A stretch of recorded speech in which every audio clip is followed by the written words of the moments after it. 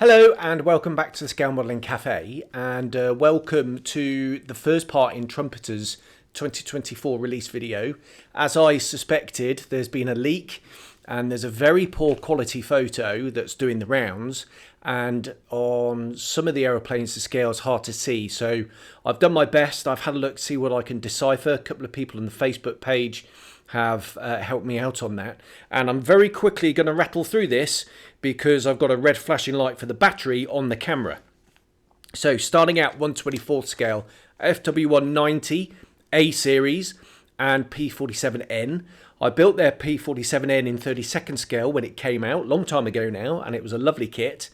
So they bode well, and a 24 scale FW190 is a bit of an obvious choice, I think. So yeah, well done on that one.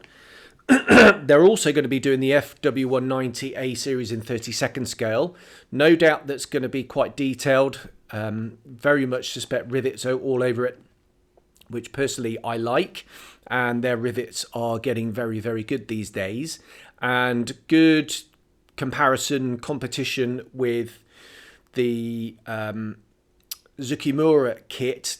Completely different approaches. Should be a lot more simple, albeit still probably quite pricey, but a very nice kit nonetheless. The really exciting announcement in 32nd scale though is an S3 Viking. Now that is going to be one heck of a lump, especially if you're going to do it with the wing spread.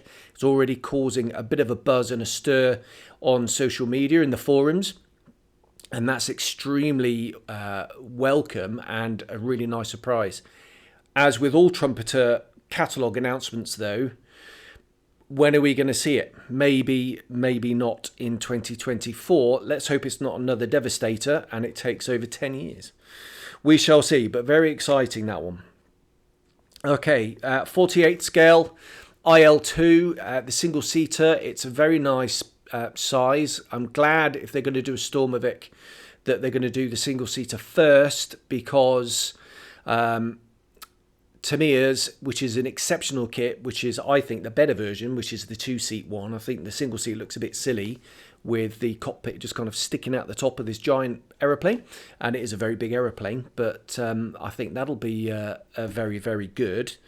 They're also announced a Su-25 Frogfoot, so if you don't want to or can't get hold of these Vesda kit, again, assuming we're going to see it in 2024, then a 48 scale Frogfoot is extremely welcome, and I'm very interested in that kit, although I have it in 32nd scale and I really want to do that one day. The other two, which I thought were the most exciting, were the Fairy Fulmer Mark II. I've got the Mark I. I've done a sprue tour, and that'll be coming to the channel imminently. But a Fairy Battle in 48 scale is fantastic. British subjects, Trumpeter, not the greatest track record. I've had a brief look at the accuracy of the 48 scale Fulmer Mark I that I have, and it looks pretty good so far. Maybe the canopy is a little bit sharp at the top and it could be a little bit more rounded, but apart from that, at first glance it looks pretty good. So that bodes well, and I'm very excited for the battle. 72nd scale then, MiG-19 makes yet another appearance. Whether we're ever going to see this kit, I don't know. I really hope so. I really like the MiG-19, and to see it in 72nd would be fantastic. That's been in the catalogue for donkey's years, and it was in the 2023 catalogue, reappeared, and I was hoping we were going to see it. Hopefully we'll see that in 24. A Prowler, EA6B in 72nd scale, to go along with their newly released A6 Intruder, and they're doing the other marks of the Intruder. Certainly the E is in there as well. Imagine that would be fairly quick on the heels of the A that's recently come out, and that looks a very nice kit. So to get the Prowler to replace the very old now, but still nice, Airfix kit is most welcome, and another Viking in 72nd scale. So not in 48th, they're missing that one out. Guaranteed we're going to see that in 48th at some stage to replace the the old Eshi kit, or Eski kit, however you pronounce it. But in 72nd scale, that'd be quite a nice sized model actually, and fills a gap in many people's collections. Right, I've rattled through that really quite quickly because I've still got a flashing battery light. What I'll do now is I'll waffle on a little bit more about some of these on my little list here that I think is most exciting, and at some point it's just going to cut out. So apologies for that. But yeah, out of all that, I think the one that's most has excited the most people is the 32nd scale Viking. I mean, that is completely out of the blue and has really set the forums and social media alight, as I said, and generated an awful lot of interest. And that spread, well, folded up will, you know, if you're that weird and decide you want to do it folded up. I don't know why people do folded up naval aeroplanes. Baffles me. Completely spoils the line of these lovely looking machines, but there we go. A lot of people do. But, you know, even folded up, be quite compact actually, but a lump, but spread, that's going to be really impressive. And I think my favourite out of all of them, though, is the Battle.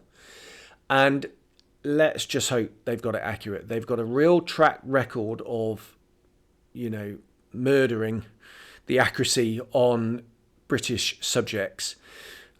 Very quiet, though, over the Hurricane that came out. That's a very nice model, completely usurped by the armour kit, which is just on another level to most models out there, actually. So it was my kit of the year for 2023. But that looked...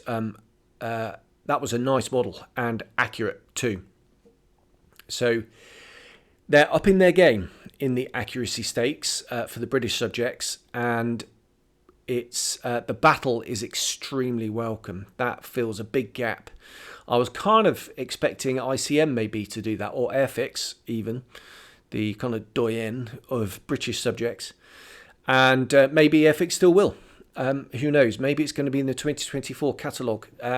I wager, though, if they haven't done that much work on it, it might get shelved. They tend to stay away from subjects that have been covered by other manufacturers, popular ones, that is, like that, and you know, less popular. You know, every manufacturer really needs Spitfire, Hurricanes, 109s, blah blah blah in their catalogues. But something like a Battle, I think you're scrapping for sales there. And if the Trumpeter kit came out before the Airfix kit, I'm sure the Airfix kit would be exceptional. And the serious modelers who accuracy is important to them, they're going to go with the most accurate one. Of which I'd wager that Airfix is probably there. But if Trumpeter do a good job on the Battle, I think Airfix might struggle for sales with that. But, you know, who knows? Just because it's in the catalogue, as I said, we may not see it at all. Or it might take 10 years. Like, you know, lots of other kits in their range. Like the Devastator, for example, that came out recently. That's been in the catalogue for a long, long time. Not as long as the MiG-19 in 72nd scale, but it's still been in there a long time. Okay, right. I'm in danger of just waffling now until the battery goes out regardless. So I'll leave it there. Thanks very much for watching. Stay tuned on the channel. As soon as there's any other announcements, we've got Edward coming on Monday the 8th, Airfix on Tuesday the 9th. And they're coming thick and fast now. So as soon as I'm able to do a video, I will.